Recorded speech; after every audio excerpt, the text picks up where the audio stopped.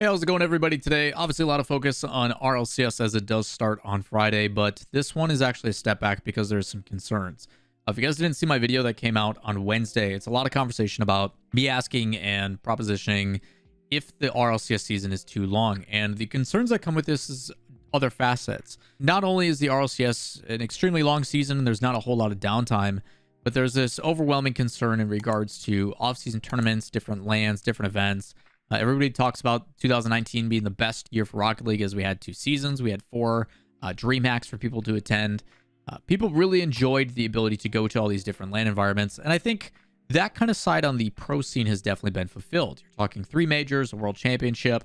At the high level of RLCS, I think we're in a pretty good place. It's just a matter of making sure we refine how long it is, how much space we give, how much time people get for trade windows, all that kind of stuff. All the logistical stuff that needs to be ironed out, which will happen, I assume, over time. The side that I still have consideration and worry for is the amateur scene.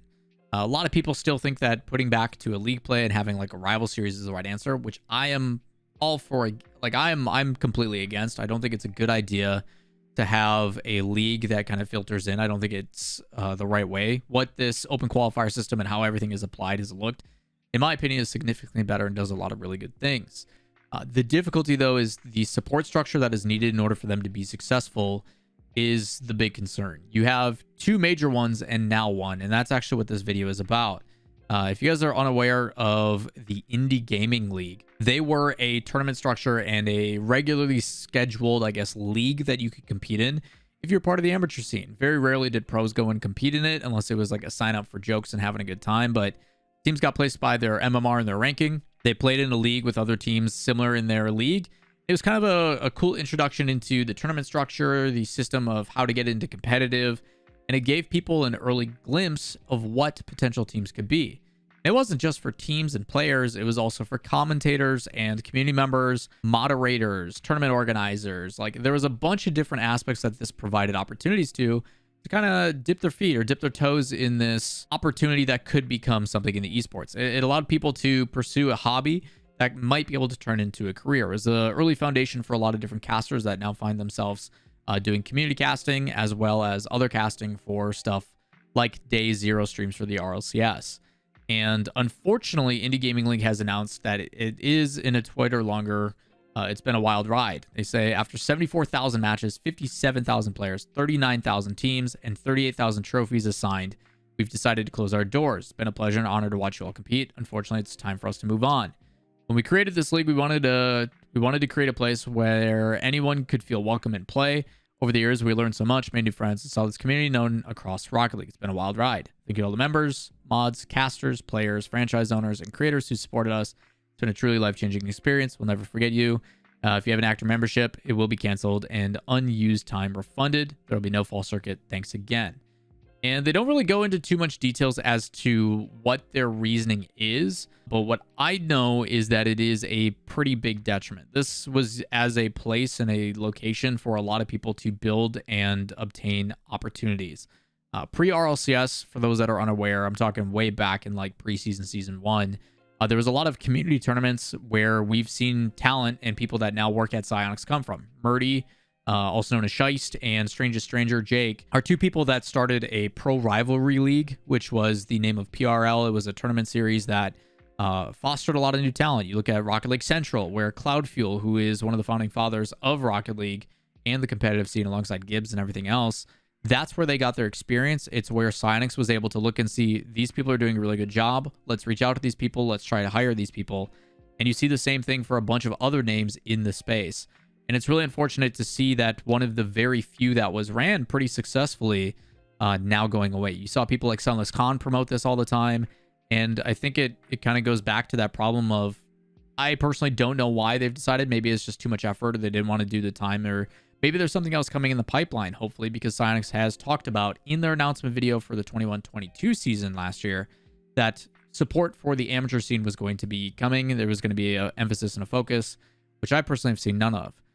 The only other tournament that I've really seen take note of this is the AAA Challenger Series that was put on by Flashes of Brilliance. The former, I think it was Jacob, Spider, who's now with Little Step Bros with Creams and Alpha Cap.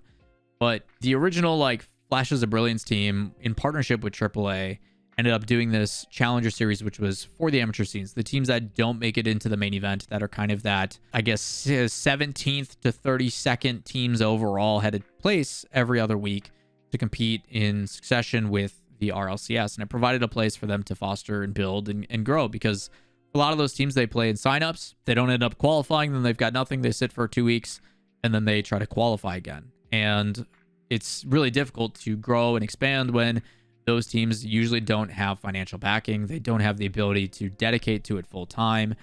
They don't have the ability to scrim and practice. And the only exposure they get to the high level is once every 2 weeks. So trying to find something, some sort of tournament, some sort of organization that could help provide and sustain that is really important. And Indy Gaming League was a very small glimpse of what could have been something more. The only thing I can think of is, if Psyonix is to do this, I do hope that they find a way to implement it, but there is limitations obviously with Unreal Engine 3, and I hate that we have to use that as an excuse.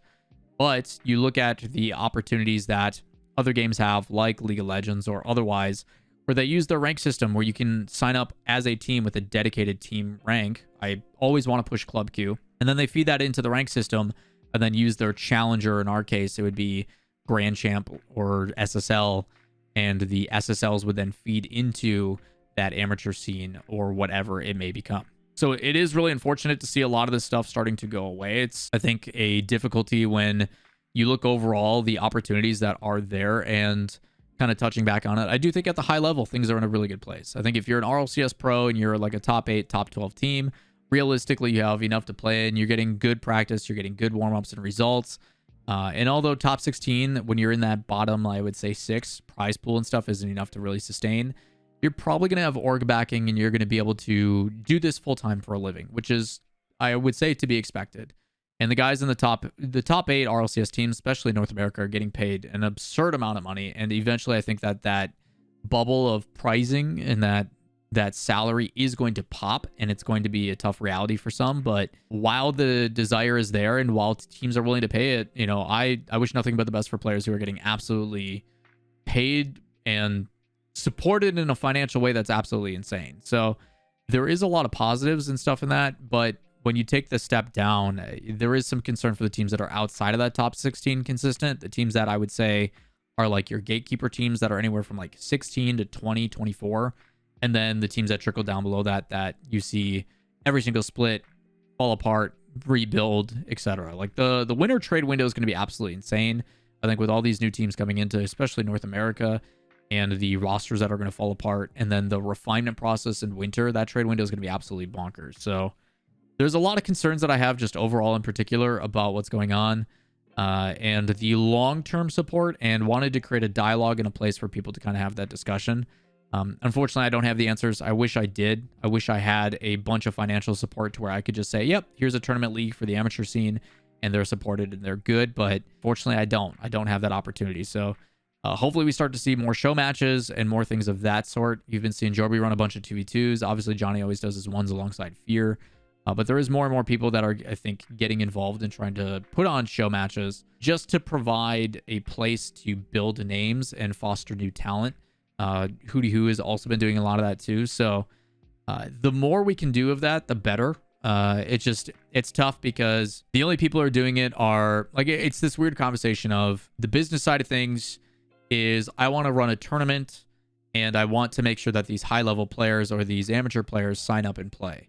But because they don't pull the same viewership as the pros, I can't get as big of a prize pool, or I can't leverage that in a way that's enough monetarily to justify them taking time out of their way.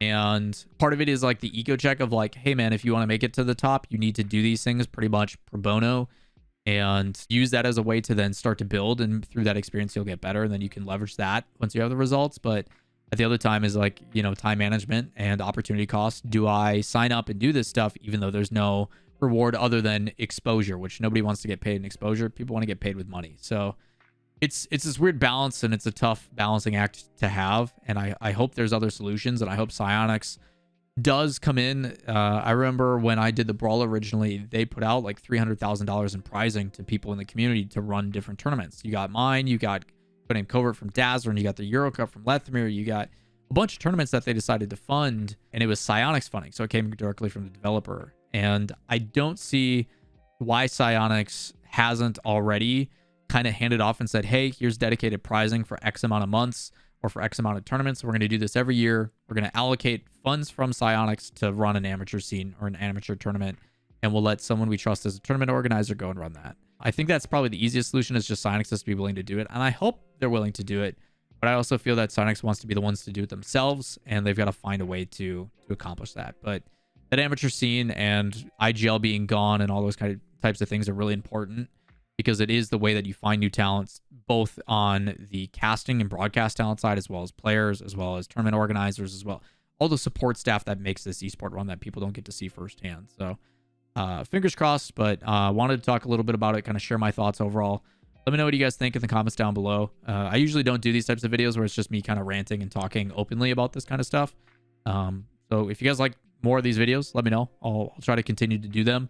But just wanted to talk in particular about my appreciation for Indie Gaming League. I played in a couple seasons and had a blast, but to see it go away really, really stinks. So if you guys have additional information about what went down, I saw the brief post and read the tweet longer and stuff, but I didn't really dive into it all that much. Just very surface level. Let me know in the comments down below if there's any additional information you guys have. Other than that, hope you guys enjoy the videos. As always, like, subscribe, notifications, turn that stuff on. It's greatly appreciated. Any interactions down below. And if you like the video, please give it a thumbs up, which if you've made it this far, hopefully you do enjoy the video. So we'll see you in the next one. Peace.